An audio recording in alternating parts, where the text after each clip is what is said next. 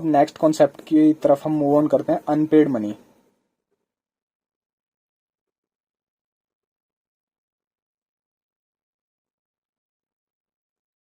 Unpaid money का working note बहुत important चीज़ है ये अनपेड मनी। अब अनपेड मनी होता क्या है ये?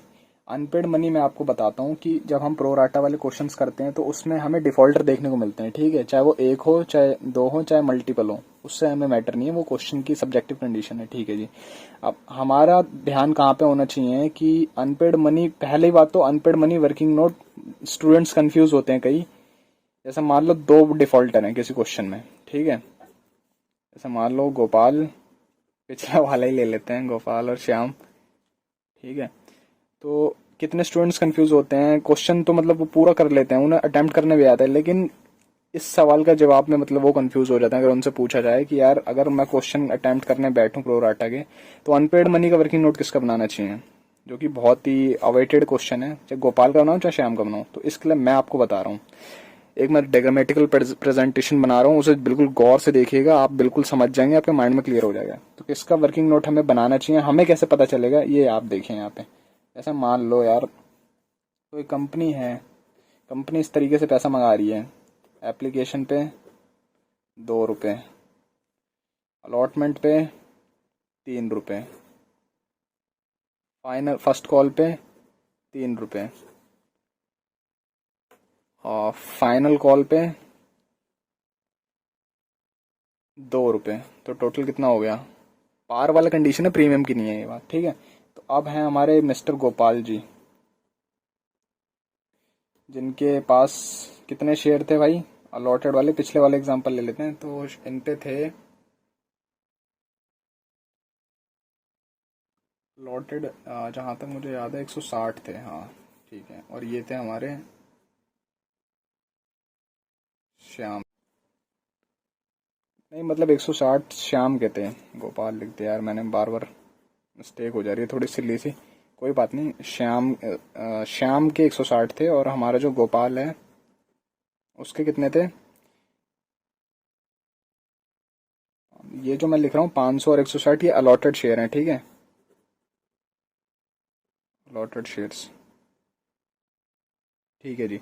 तो ये तो इंस्टॉलमेंट के पैसे लिख दिए मैंने, 2 3 3 2, ये इंस्टॉलमेंट के, और ये पार है, इसमें कोई प्रीमियम का चक्कर नहीं है। अब देखो क्या होता है कि एप्लीकेशन के पैसे श्याम भी दे देता है, गोपाल भी दे देता है, लेकिन अलॉटमेंट के पैसे श्याम नहीं देता, फर्स्ट कॉल के पैसे नहीं देता, फाइनल कॉल के नहीं देता।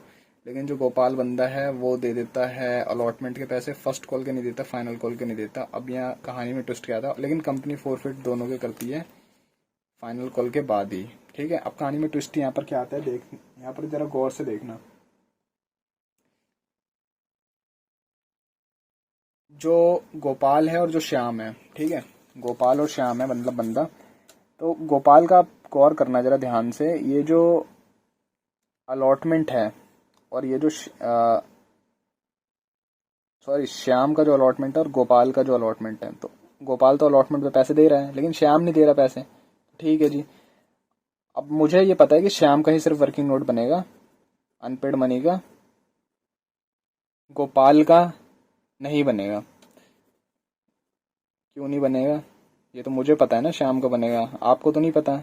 आपके माइंड में तो ये भी आएगा कि गोपाल का भी बनेगा, लेकिन गोपाल का क्यों नहीं बनेगा मैं ये भी क्लियर कर दे रहा हूँ। अब आप ये देखना, पहले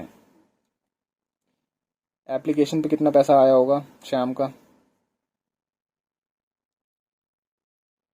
तो भाई श्याम जो हमारा है, तो श्याम का एप्लीकेशन पे आया होगा 240 तो थे, ठीक है, इसके अप्लाइड शेयर थे। तो 240 दुनी 480 अमाउंट जो है एप्लीकेशन पे आया होगा, ठीक है। अब इसने अलॉटमेंट पे दिया नहीं, और अगर हम एप्लीकेशन पे जेन्युइन देखें पैसा, जेन्युइन कितना बनता है, ये तो है कि आया कितना था, ठीक है, ये ग्रॉस फिगर है। लेकिन हम नेट फिगर देखें अगर एप्लीकेशन की, मतलब जेन्युइन तौर पे कितना पैसा बनता है, तो हम कभी भी पूरा अप्लाइड शेयर नहीं लेंगे, अलॉट शेयर लेंगे। तो हमें देखने को मिलेगा 320। तो डिफरेंस कितने का है, 160 रुपए का है। तो 160 इसका एक्सेस आ रहा है, जो कि 160 इसका अभी भी एक्सेस बच रहा है, और इसने अलॉटमेंट पे पैसे दिए नहीं, खास बात ये है। और अलॉटमेंट पे कितना बनता है आप करके देख सकते हैं, 160 इंटू 3 कर लेंगे आप, आपको मतलब आराम से पता चल जाएगा कि कितना पैसा बनता है अलॉटमेंट पे। ठीक है, तो अलॉटमेंट पे तो आप मल्टीप्लाई करके पता लगा लेना यार, क्योंकि मतलब इसके जो श्याम है, श्याम के पास 160 शेयर हैं, तो 3 कितना बनता है अलॉटमेंट पे, तो 480 मतलब अमाउंट बनेगा अलॉटमेंट पे। अब 480 अलॉटमेंट पे बनेगा, और उसने अलॉटमेंट पे तो एक पैसा नहीं दिया है हमें, लेकिन 160 अभी उसका एक्सेस चल रहा है, तो हम इससे एडजस्ट करेंगे। हम यूं तो नहीं कह सकते ना कि जो हमारा श्याम बंदा उसने 480 पैसे नहीं दिए अलॉटमेंट पे, ऐसा कहना ठीक होगा? अगर आप देखो तो यार 160 जो पैसा बचा है वो हम उसे वापस थोड़ा ना करेंगे, इतना टाइम नहीं होता कंपनी के पास, तो वो अलॉटमेंट पे एडजस्ट कर लेगा। ठीक है, तो अलॉटमेंट पे हम एडजस्ट कर लेंगे, क्यों? क्योंकि उसका एक्सेस पैसा आ रहा है। अब आपको देखना है, तो वर्किंग नोट हम इसका बनाएंगे श्याम का, अनपेड मनी का वर्किंग नोट बनाना पड़ेगा हमें, क्योंकि इसका पैसा हम एडजस्ट कर रहे हैं। कंपनी जिस भी बंदे का पैसा एडजस्ट करती है ना, और जब उसका पैसा, अब मैं ये कह रहा था आपको कि कंपनी किसी भी बंदे का पैसा एडजस्ट करती है ना, अब मेरी बात को बिल्कुल गौर से, आपका फोकस यहाँ पर मेरे को 100% चाहिए, क्योंकि बहुत इंपॉर्टेंट बात मैं बताने जा रहा हूँ, जिससे आप ये डिटरमाइन कर पाएंगे कि यार मुझे वर्किंग नोट किसका बनाना है, अनपेड मनी का, मतलब अनपेड मनी का वर्किंग नोट किसका बनाना है। तो इसको पता लगाने के लिए मेरी बातों को गौर से सुनना बस, ठीक है?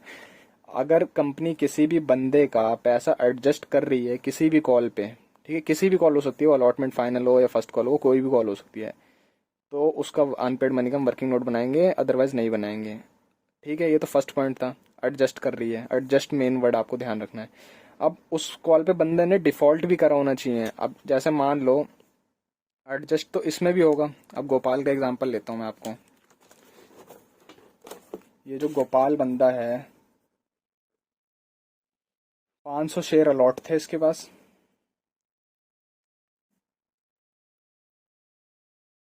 और 750 शेयर्स अप्लाइड थे। एक्सेस पैसा तो भाई इसका भी बन रहा है ना, कितना एक्सेस पैसा बन रहा है? 250 इंटू 500, 250 इंटू 2 500, और तो ये एक्सेस पैसा बन रहा है। लेकिन इसने यार डिफॉल्ट नहीं करा ना। अब आप यहाँ पे देखना, यहाँ पे मैं आपको एक चीज दिखाता हूँ, ये जो है अलॉटमेंट पे इसने डिफॉल्ट करा है? नहीं करा ना। तो इसने डिफॉल्ट भी नहीं करा है, तो कंपनी इसका एडजस्ट क्यों करेगी? एडजस्ट वो अलग बात है, मैंने यूं बोला कि एडजस्ट करेगी कंपनी, लेकिन कंपनी की इंटरनल पॉलिसी है वो कि यार जितना पैसा इस पे फालतू बचा है वो कर लो और बाकी किससे पैसे मांग लो। लेकिन उसने पैसा तो दे दिया है ना, दोनों कंडीशन फुलफिल होनी चाहिए। इसने इस पे डिफॉल्ट तो नहीं करा ना, तो हम इसका वर्किंग नोट नहीं बनाएंगे। ठीक है जी, तो ये बात आपको ध्यान रखनी है। अब मैं आपको एक एक्सक्लूसिव फार्मूला देता हूँ अनपेड मनी का, ये मैं आपको यहाँ लिख देता हूँ कैसे हमें करना है अनपेड मनी वर्किंग नोट। तो सबसे पहले तो हमें amount due on allotment,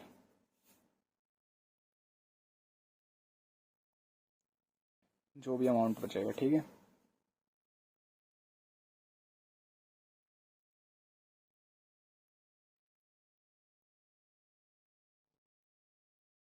access adjust from application,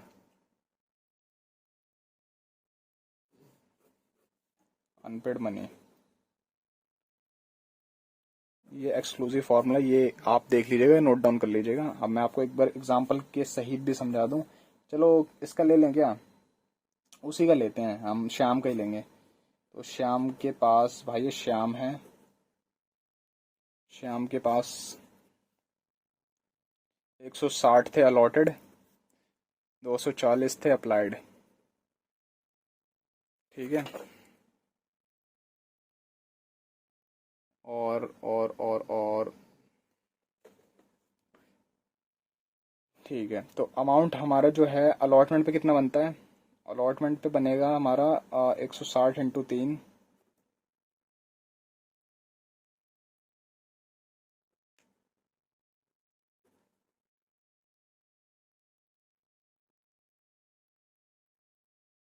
160 into 3 480। Excess adjust from application, excess adjust from application, तो ये जो है एक्सेस एडजस्टेड फ्रॉम एप्लीकेशन, तो ये कैसे कंप्यूट करेंगे देख लो। तो सबसे पहले तो हमें एक्सेस शेयर निकालने पड़ेंगे श्याम भाई साहब के। तो एक्सेस शेयर के लिए इसने अप्लाई कितने करें और अलॉट कितने करें, तो कितने 80 आ रहा है। तो 80 into 2 applied minus allotted, 80 into 2 160। तो ये जो अमाउंट है ये आ रहा है हमारा एक्सेस एडजस्टेड फ्रॉम एप्लीकेशन। इतना हमें एक्सेस पैसा प्राप्त हुआ है एप्लीकेशन से, तो इसको हम डिडक्ट कर देंगे, तभी तो हम जेन्युइन बता पाएंगे unpaid money. Genuine unpaid money निकल के आ रहा है हमारा 320 रुपये। ठीक है, तो ये मैंने आपको अनपेड मनी की कैलकुलेशन कैसे करनी है इसकी कहानी भी बता दी, क्यों करनी होती है, कब हमें कैसे पता लगेगा अनपेड मनी का वर्किंग नोट बनाना है नहीं बनाना। और अगर 2 डिफॉल्टर दिए हों तो 2 डिफॉल्टर में हम कैसे डिटरमाइन कर पाएं कि हमें किसका वर्किंग नोट बनाना है। अगर आपको डिटरमाइन करना है तो आप ऐसे डायग्राम बना लेना एक बार अपनी कॉपी में, नोटबुक में, आपको पता लग जाएगा। ठीक है, अब हमारा जो लास्ट है फॉर्मूला, वीडियो थोड़ी लंबी जाएगी क्योंकि इसमें मैंने बहुत सी चीज़ें कंपाइल करी हैं, कोई बात नहीं। अंडरस्टैंडिंग के लिए वीडियो देखिए, ड्यूरेशन के लिए वीडियो देखोगे तो आपको लॉन्ग टर्म में सफ़र कर जाओगे आप। ठीक है, शॉर्ट टर्म में तो आपके लिए ठीक है वो, लेकिन लॉन्ग टर्म में सफ़र कर जाओगे आप। अब लास्ट टॉपिक हम अपना देखते हैं। तो ये जो हमारा लास्ट टॉपिक है ये है हमारा कैपिटल रिजर्व। ठीक है, मैंने इस पर स्टार मार्क भी करा था। और कैपिटल रिजर्व मैंने आपको बताया था कि बहुत इंपॉर्टेंट चीज़ है, और मैंने आपको बताया था कि मैं आपको सिंगल डिफ़ॉल्टर का ही बताऊंगा और मल्टीपल डिफ़ॉल्टर का ही बताऊंगा कैसे बनता है। तो भाई यहाँ तो ख़ास तौर पे अपनी अटेंशन को बिल्कुल हाइक बना देना, मतलब बिल्कुल मुझे अटेंशन चाहिए यहाँ पे सबकी, क्योंकि काफ़ी इंपॉर्टेंट टॉपिक है ये, मजाक मजाक में नहीं ले सकते इसे। तो कैपिटल रिजर्व होता क्या है? कैपिटल रिजर्व ये होता है कि जैसे हम जर्नल एंट्री पास ऑन करते हैं तो सबसे पहली तो होती है कि हमें शेयर फॉरफिट करते वक्त हमने उस शेयर होल्डर से कितना पैसा लिया है। ठीक है, तो पहला शेयर फॉरफीचर अमाउंट। तो मैं बता रहा था आपको कैपिटल रिजर्व के बारे में। ठीक है, तो एक होता है कि जब हम शेयर फॉरफिट करते हैं शेयर फॉरफीचर के टाइम, तो on the time of forfeiture, तो ये जो शेयर फॉर फीचर होता है क्या होता है, जो हमें अमाउंट डिफॉल्टर के द्वारा डिफॉल्टर से मिला होता है, इसमें प्रीमियम का अमाउंट शामिल नहीं होता, जो डिफॉल्टर ने पैसे दिए हैं इग्नोरिंग प्रीमियम, मतलब प्रीमियम नहीं होता उसमें, तो उसे हम शेयर फॉर फीचर बोलते हैं। तो एक तो मैं ये बना दे रहा हूँ, और दूसरा एक जो हम शेयर फॉर फीचर वर्ड लिखते हैं रीइशू के time, on the time of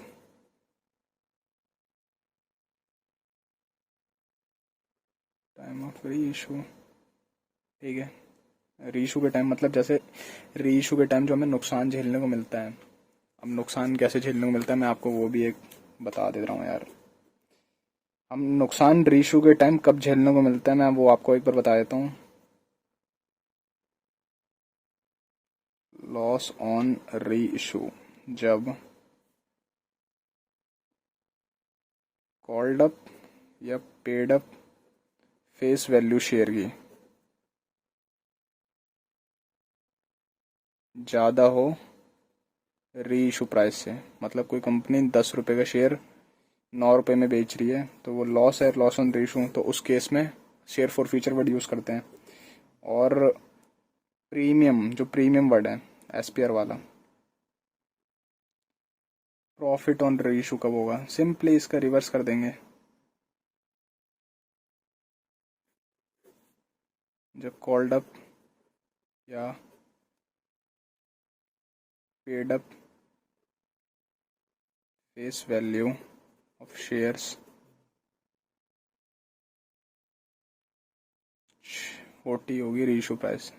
9 रुपये का शेयर 10 रुपये में आपने रीइशू कर दिया, तो ये आपका प्रॉफिट है। इसमें एसपीआर आता है, इसमें शेयर फॉर फीचर नहीं आता। तो ये एक तो ये है, ये चिट फॉर्मूला नोट डाउन आप कर सकते हैं। तो अब मेन बात क्या थी कहने की, एक तो हम शेयर फॉर फीचर करते हैं शेयर फॉरफिट के टाइम, मतलब शेयर फॉर फीचर वर्ड लिखते हैं हम शेयर फॉरफिट के टाइम, और रीइशू के time share for feature word का हम यूज़ करते हैं। दोनों का यूज़ मैंने बता दिया कहाँ का करते हैं। ठीक है, अब इसका फॉर्मूला क्या है कैपिटल रिजर्व निकालने का। तो कैपिटल रिजर्व तब भी आता है, अब मैं एक थोड़ा सा आपको थियोरटिकल एक चीज़ बता दूँ जिसमें काफ़ी बच्चे कंफ्यूज होते हैं। Capital reserve and reserve capital को एक मान लेते हैं, लेकिन ऐसा होता नहीं है।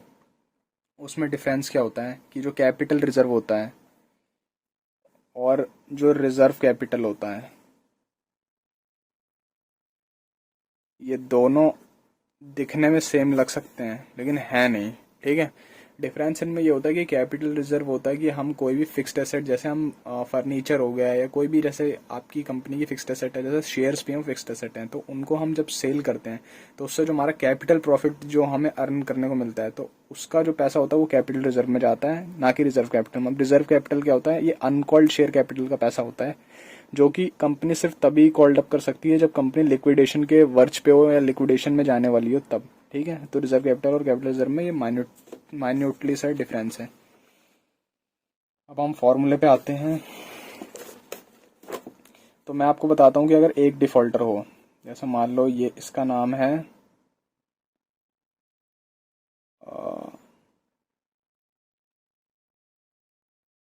शक्ति, नाम है इसका, ठीक है। इसके पास है भाई, अप्लाइड किए थे इसने 200 शेयर्स, अलॉट करे थे इसको अलॉट हुए हैं 300 शेयर्स। अप्लाइड किए थे 200, अलॉट हुए हैं 300। अब हमें बोला गया इसका मतलब वो निकालो, शेयर फॉर और कैपिटल रिजर्व निकालो।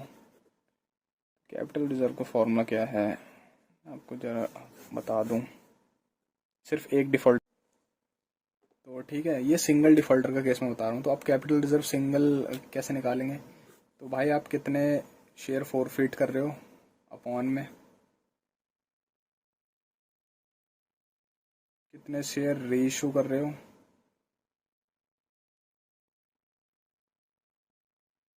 माइनस में लॉस ऑन रीइशू,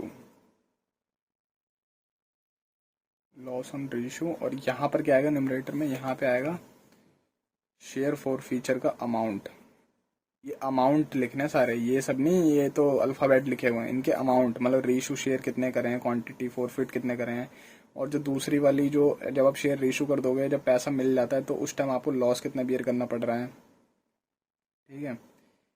और उसके बाद क्या नाम है, शेयर जो फॉरफिट आपने पहली एंट्री करी थी जो, तो उसमें आपको मतलब कितना पैसा प्राप्त हुआ है वो यहाँ पे लिखोगे। तो ये तो कैपिटल रिजर्व हो गया सिंगल डिफॉल्टर में। अब आते हैं डबल डिफॉल्टर में। जैसा मान लो शक्ति भी है। अब यहाँ पर मैं इसको सॉल्व नहीं कर रहा, मैं बस आपको ऊपर ऊपर से बताने के लिए मैंने ये डायग्राम ड्रॉ करा है, क्योंकि ये सॉल्व क्वेश्चन में ही आप अच्छे से समझ पाओगे, ऐसे नहीं समझ पाओगे कि शेयर फॉर फीचर की मतलब मैं वैल्यू कंप्यूट, कैपिटल रिजर्व की वैल्यू कंप्यूट करके बताऊं, ऐसा पॉसिबल नहीं है। क्योंकि आप, मैं इसकी जो नेक्स्ट वीडियो अपलोड करूंगा उसमें बहुत प्यारा क्वेश्चन, बहुत बड़ा और बहुत ही कॉम्प्रहेंसिव किस्म का क्वेश्चन मैं डिस्कस करूंगा, तो उसको तो बहुत अच्छे से देखिएगा। ये तो बेसिक चल रहे हैं, ये भी काफी जरूरी है उनको समझने के लिए, लेकिन कहते हैं ना कि दोनों वीडियो आपस में कॉम्प्लीमेंट्री होने वाली है। तो ये शक्ति हो गया और ये हो गया मोहन। अब कहा है दोनों के डिफॉल्ट हुए शेयर, दोनों के शेयर डिफॉल्ट हुए और दोनों के शेयर फॉरफिट करे गए हैं। तो इसमें हम ये वाला तरीका लगाएंगे क्या? अगर आप ये वाले तरीके से निकाल दोगे तो भैया जी रॉन्ग हो जाएगा। तो हम उसके लिए भी मैं बता रहा हूँ, मैं इसे कंबाइंड बोलता हूँ केस, ठीक है। और 2 से ज़्यादा यार जनरली पूछा नहीं जाता है, ठीक है। 3 का मैं बताऊंगा, ऐसा इतना बड़ा क्वेश्चन नहीं पूछा जाता है कभी भी एग्जामिनेशन में, ठीक है। तो इसके लिए क्या करना होगा आपको, शेयर फॉर फीचर अपॉन में फॉरफिटेड शेयर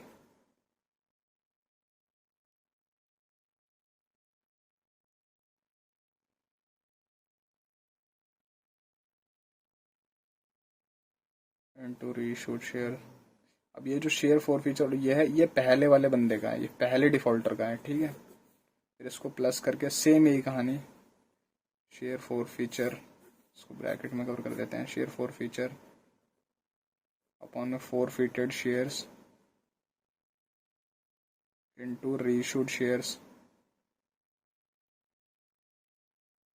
अब खास बात क्या होती है इस टाइप के क्वेश्चन में जिसमें 2 बंदे डिफॉल्ट करते हैं, इन दोनों के शेयर्स को मिला के ही मतलब रीइशू करा जाता है। ऐसा नहीं होगा कि एक का शेयर रीइशू हुआ दूसरे को छोड़ दिया, ऐसा क्वेश्चन ही नहीं बनते हैं, क्योंकि ये सेंस नहीं बनता ना कोई भी। हाँ ये जरूर हो सकता है कि जैसे 2 डिफॉल्टर हैं, एक का मतलब पूरे शेयर्स नहीं लिए, कुछ पार्ट ले लिया, मतलब जैसे 200 होते हैं तो 100 शेयर उसके रीइशू करें और दूसरे वाले के पूरे ले लिए, समझ रहे हो। जैसे मान लो शक्ति और मोहन है, तो इसके पास कितने थे अलॉटेड, 300 थे और इसके पास 500 थे। तो कंपनी ने रीइशू करे हैं 700 शेयर, जिसमें कि शक्ति के, जिसमें मोहन के पूरे ले लिए, मोहन के पूरे ले लिए, तो इसका मतलब मोहन के 500 ले लिए लेकिन शक्ति के 200 लिए हैं। तो ऐसा हो सकता है, लेकिन लेंगे दोनों के ही, ठीक है। रीइशू तो दोनों के शेयर लेंगे, तो दोनों के शेयर लेंगे तो भाई दोनों का जो हमारा वो है लॉस है वो भी सेम आएगा। लॉस हो चाहे प्रीमियम हो, प्रीमियम में तो कैपिटल रिजर्व निकलते ही नहीं है। प्रीमियम में कैपिटल रिजर्व की सिंपल कैलकुलेशन है, वो भी मैं आपको बता दूंगा, अभी कोई दिक्कत नहीं है। लॉस ऑन रीइशू, रीइशू, ठीक है। तो ऐसे आप निकाल सकते हो अमाउंट। अब एक बात बताता हूँ मैं, कभी कभी क्या होता है कि ये तो हमें दिया होता है लेकिन ये नहीं दिया होता। क्यों? क्योंकि ये वाली कंडीशन हमें देखने को मिलती है, प्रॉफिट ऑन रीइशू। अगर प्रॉफिट ही हो रहा है भाई रीइशू पे, तो तुम्हें, अब जैसे मान लो प्रॉफिट ही हो रहा है रीइशू पे, तो भाई कोई लॉस तो बचा नहीं ना। जैसे ये जो शेयर फॉर फीचर हम लिखते हैं, ये क्यों लिखते हैं? क्योंकि रीइशू के टाइम हमें लॉस हो रहा है। तो ये तो और सोने पे सुहागा कंडीशन है। जो फर्स्ट में जो डायरेक्ट अमाउंट है ना, जो हम फोरफिट करते वक्त जो हम अमाउंट हमें मिलता है शेयर फॉर फीचर, वो डायरेक्ट पटक दो कैपिटल रिजर्व में, दैट्स ऑल। कोई ज्यादा दिमाग नहीं लगाना है।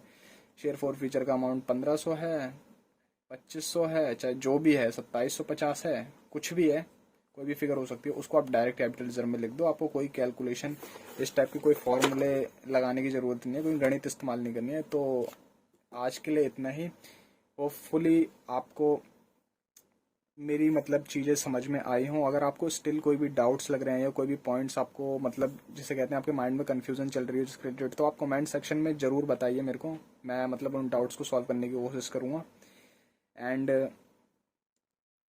इसके बाद जो नेक्स्ट पार्ट आएगी, मेरा आपसे मतलब रिक्वेस्ट है कि नेक्स्ट पार्ट काफ़ी इंपॉर्टेंट है। उसमें मैंने एक बहुत ही जिसे कहते हैं ना, उसमें बहुत सी बातें आपको जानने को मिलेंगी।